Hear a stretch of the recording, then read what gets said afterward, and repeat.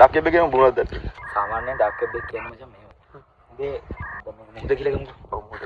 මේක සාමාන්‍යයෙන් තියෙනවා අයිස් කුට්ටිය. ඔව්. හරි. ඒ අයිස් කුට්ටිය දැන් සාමාන්‍යයෙන් බං ටයිටැනික් එක හැප්පුනේ. ඔව්. උන් දැක්කේ චූටි අයිස් කුට්ටියනේ. ඔව්. දැන් යට තිබ්බනේ දැනෙන්න ලොකු මේක. මට සිරින දොයක් තිබ්බා. අන්න ඒ වගේ තමයි දැන් සාමාන්‍යයෙන් මේ Facebook එක අපිට normal පෙන්නන Facebook එක කිව්වනේ ඒකම නෙවෙයි මේ සාමාන්‍ය අන්තර්ජාලේ තියෙන්නේ. ඔබ කියන කොට සරලව පැහැදිලි කරොත් ඉන්ටර්නෙට් එක කියලා අපි දන්නේ මචං Google එක Facebook TikTok දෙක තුනක් විතර වගේ.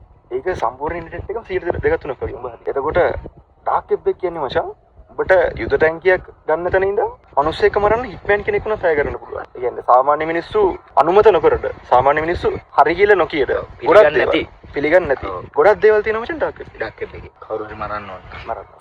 කියනවා නෙවෙයි. ඔව් අපිට ෆාතිමාගේ අයියා කේස් දාන හැටි ෆාතිමාගේට කේස් එකක් ගනුදෙනු වෙන්නේ මචං ක්‍රිප්ටෝකරන්සි හරහා. ක්‍රිප්ටෝකරන්සි කියන්නේ අන්තර්ජාල මුදල්.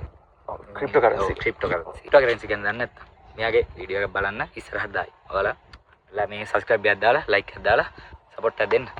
මේ ඒක වගේ.